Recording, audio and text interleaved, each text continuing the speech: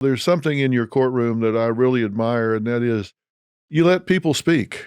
You let people say what they want to think. That bothers some people, I guess, because you let people speak whether everybody thinks they should have a voice or not. But you kind of let everybody talk, right? Well, it's my belief that it's not my courtroom. And a lot of judges believe it's their courtroom, their way, no matter what. I believe it's the people's court, and the people have a right to voice in on whatever case affects them. And I give them all the time they need. And learning what they have to say helps me be a better judge because it's that backstory that makes the story, that helps me make a decision.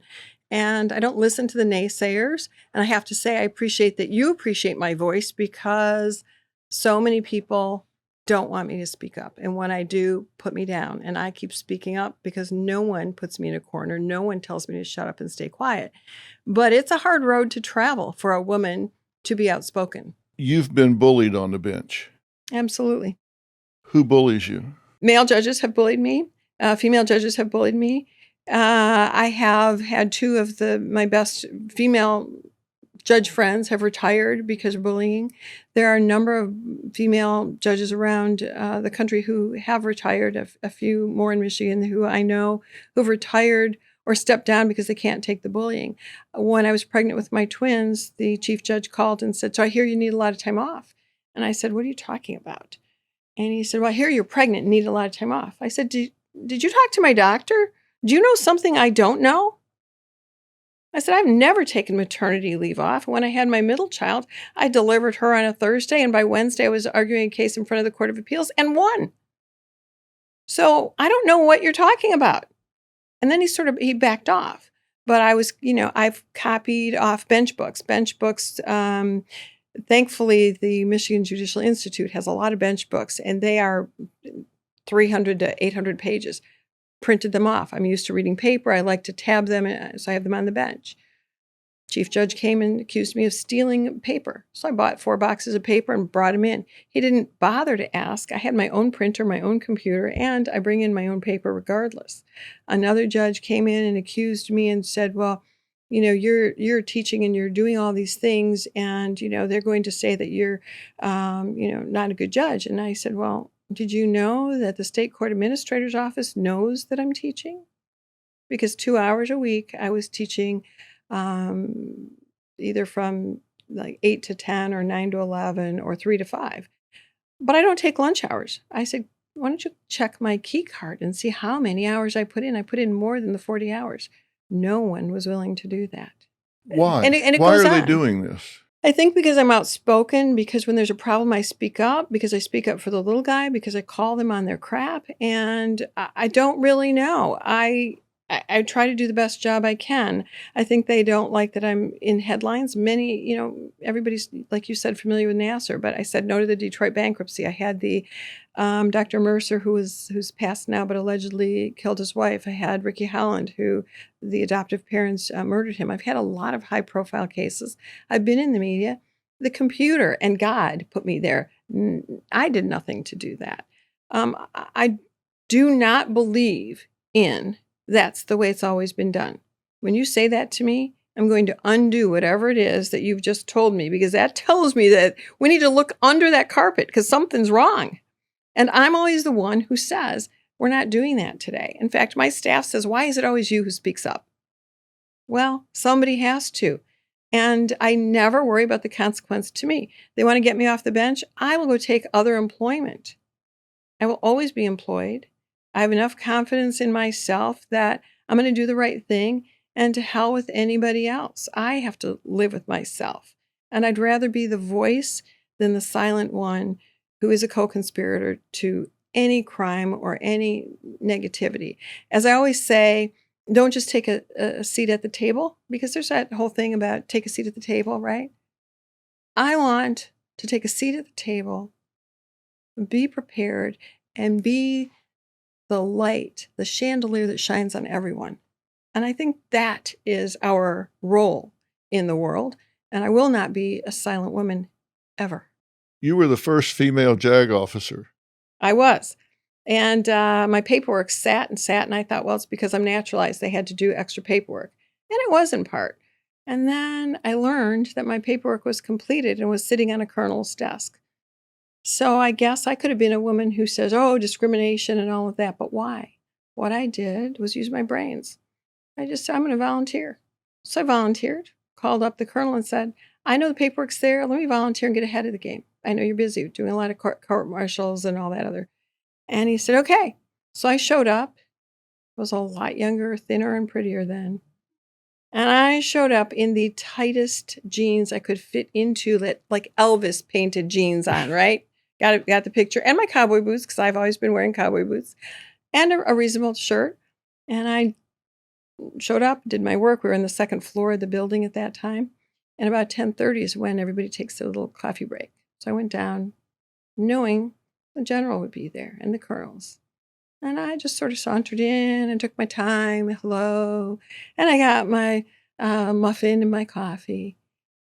And by the time I made it upstairs again, the colonel had the phone in his hand, pointing between me and the phone and him. And I could hear the general screaming, who is that woman? Why is that woman here? And he said, she's going to be one of us. Her paperwork's been approved. He says, well, where is the paperwork? He said, I think in the colonel's office next to you. And the general screamed, get that woman in a uniform. The very next weekend, I was sworn in. The rest of that story is they took the contract. They took out 6 years and put 8. I said, sir, please put 20. I will stay my 20. He swears me in, and then he says to me, Aquilina, the only thing that would have been better is if you were black. Because I was the only minority they had. Yeah, there you go. And there I go. So you made them uncomfortable. Yes. Well, it worked, and you did put in 20. I did put in 20, and I won so many cases and kept in so many people that at one particular camp where I saved a lot of careers because they had done sloppy work, and I had done my homework. And I cross-examined a lot of commanders, and they were shaking and turning red. And basically, it was entertaining for me to watch under cross-examination, which is a lot of fun, as you know.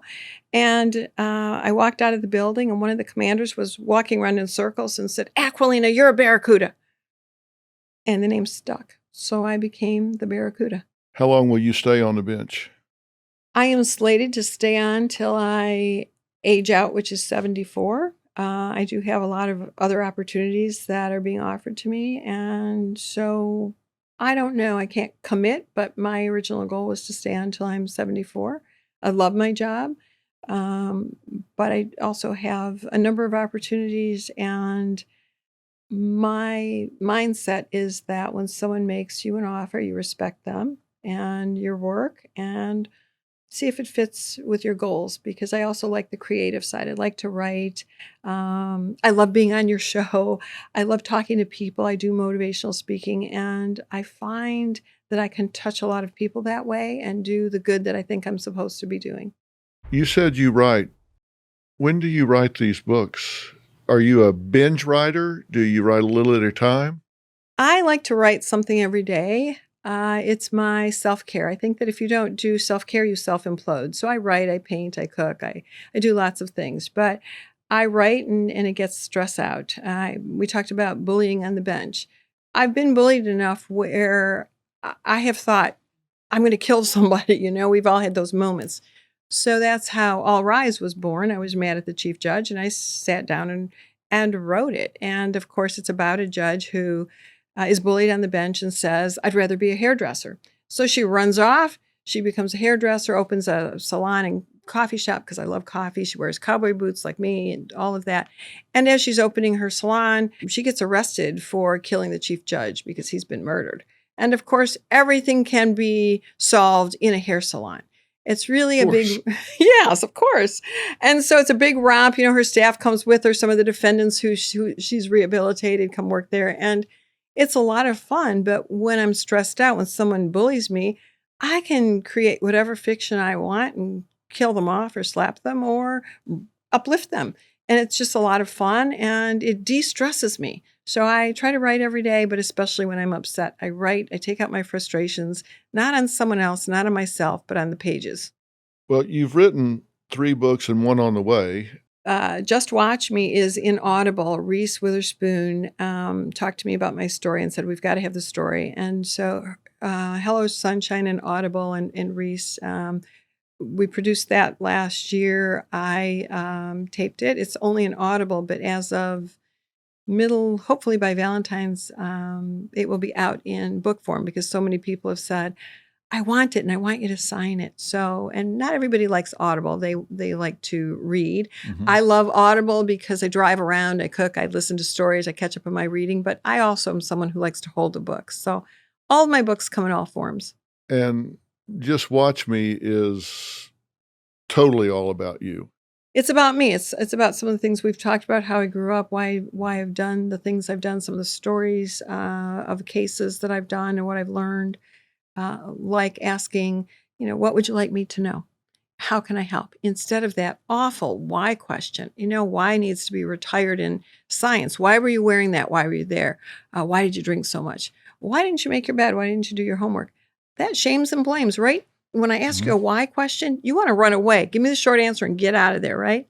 But when I say, what would you like me to know and how can I help? You tell me what you're feeling. And I talk about those kinds of things and how I learned those lessons. I'm just me. I've always done the same things, and I'm still astonished when people think that anything I do is special or different because I feel like I'm just doing what I'm supposed to be doing. So I was really honored when she asked me to do that. I'm always honored to be on your show and by your audience.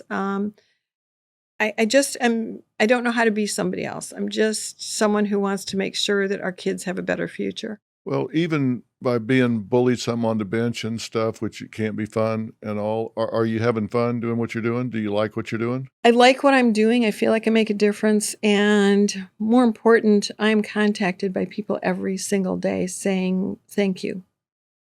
And that is truly meaningful to me, that they trust me with their stories, that they share their lives with me, and that I've made just a tiny difference you can change history in a big way, but when you change an individual's history, that's enough. If you made a bad choice and were a defendant, would you want you for a judge? Yes. I'm not an enabler. I will help you to do better, but you will have to do the hard work.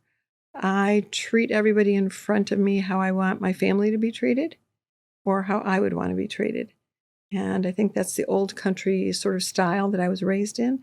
But the answer is yes, because I listen and because the decisions that I make, I think, are not just thoughtful, but include that backstory so that the next chapter in someone's life is going to be a meaningful, worthwhile one on a different path than they were on.